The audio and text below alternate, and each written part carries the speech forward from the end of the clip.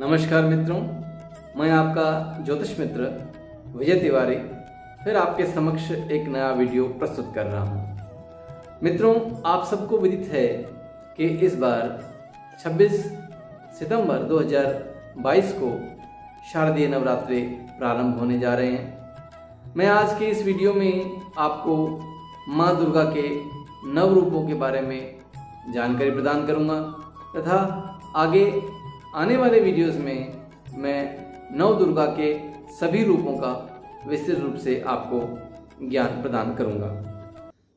तो मित्रों, 26 सितंबर से प्रारंभ होने वाले नवरात्रों में सर्वप्रथम माँ शैलपुत्री का स्थान है।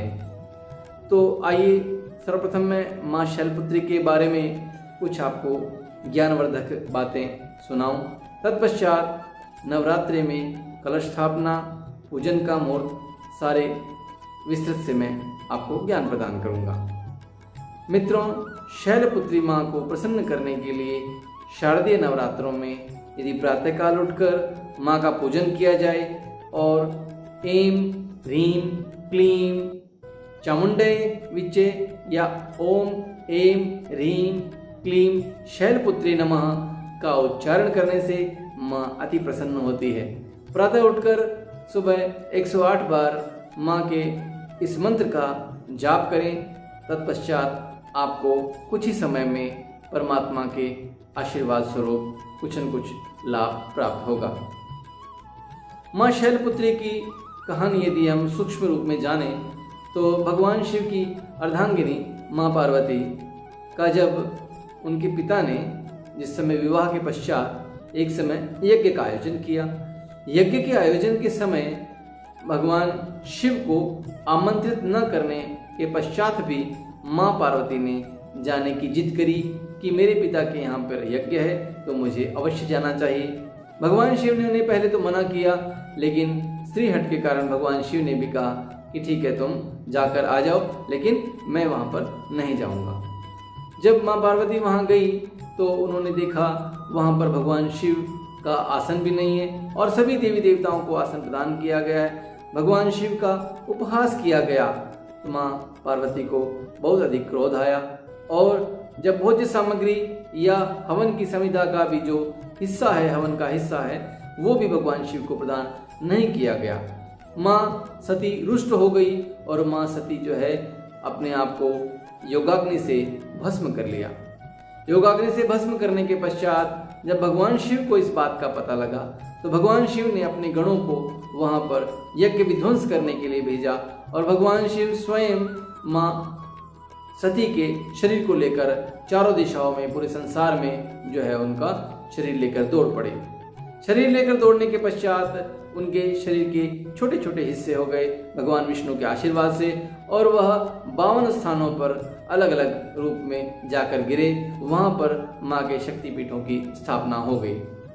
तो कहा जाता है कि प्रथमम शैलपुत्री च द्वितीयम ब्रह्मचारिणीम तृतीयम चंद्रघंटेति कुष्मांडेति चतुर्थकम पंचमम स्कंधमातेति षष्ठम कात्यायनीति च सप्तमम कालरात्रिति च महागौरीति चाष्टमम नवम सिद्धिदात्री च नव दुर्गा प्रकृतिता।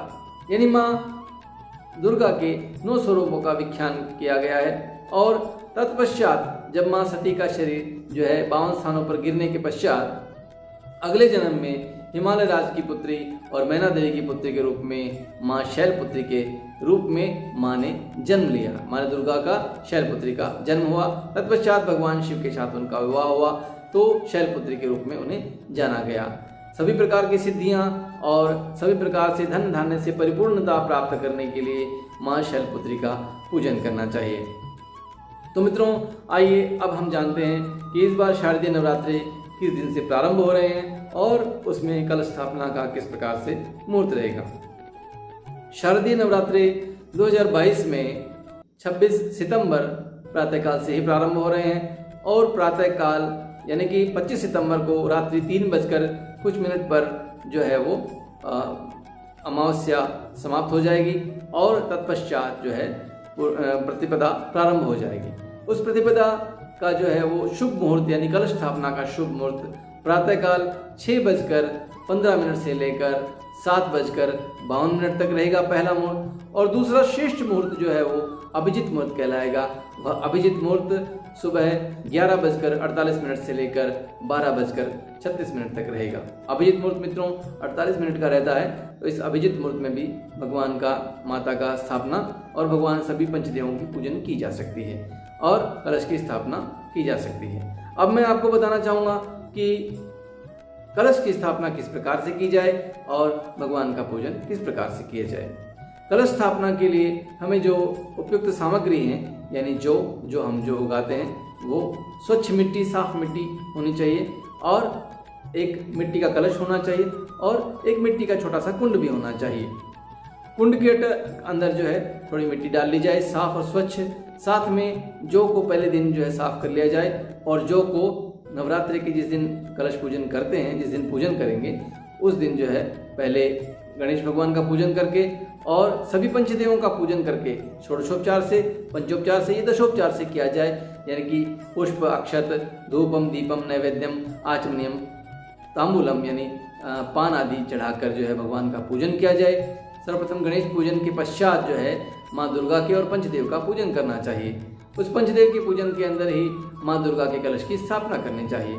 उस स्थापना में जब मैंने आपको एक बताया था, एक पात्र, मिट्टी का पात्र लेने के पश्चात उसमें स्वच्छ मिट्टी डाले जाए, और जो हमने साफ किए हैं उन जौ को जो है उगाए जाने के लिए उस जौ के मिट्टी के अंदर मिला देना चाहिए, और तत्पश्चात जो है उसमें थोड़ा जल छिड़क कर जो है कलश की स्थापना मंत्रों के साथ में, कलश स्थापना के मंत्रों के साथ में उच्चारण के स्वरूप कलश की स्थापना कर देना चाहिए।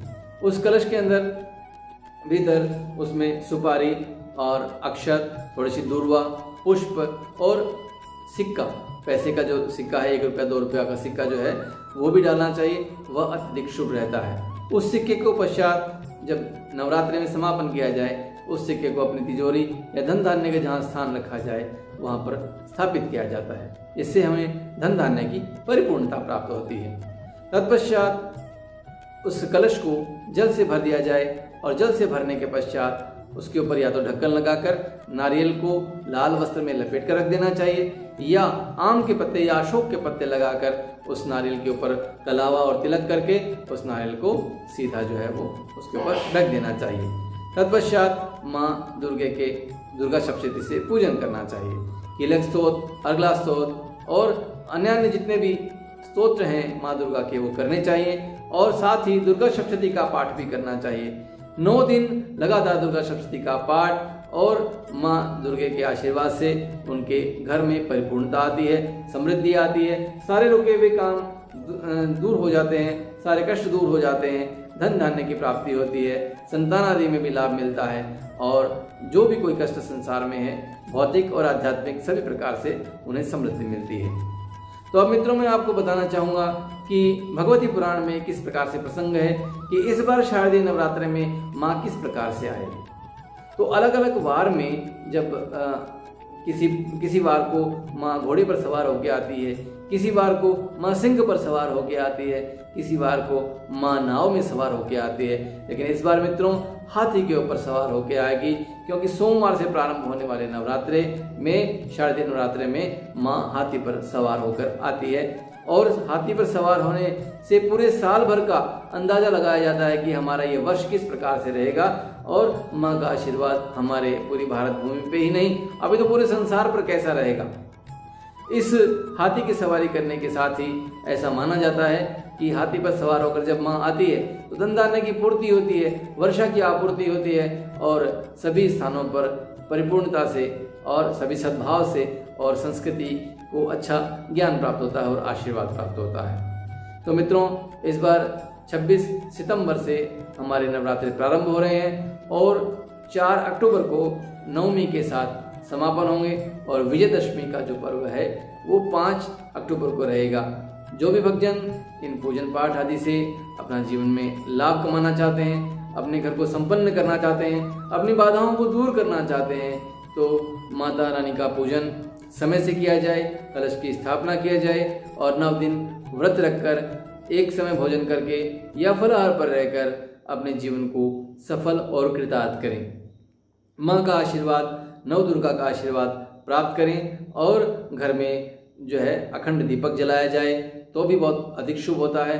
और घी के दीपक से साथ में गोबर यानी गोमय से जब माँ की जोत ली जाती है तब भी भगवान को अति प्रसन्नता होती है और सारे बिगड़े काम जो है वो दूर हो जाते हैं। इसलिए भगवान के आशीर्वाद लेने के लिए नवदुर्गा का पूजन किया जाए और नवरात्रों में अपने जीवन को लाभान्वित करना चाहिए। तो मित्रों, ये वीडियो आपके सामने प्रस्तुत किया है। यह वीडियो किस प्रकार से लगा आप लाइक करें, शेयर करें और कमेंट्स भी करें। साथ में मुझे जानकर बड़ी प्रसन्नता होगी।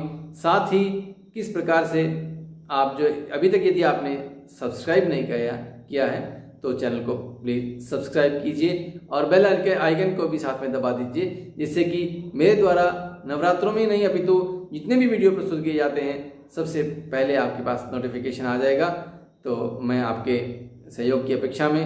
धन्यवाद। जय हिंद।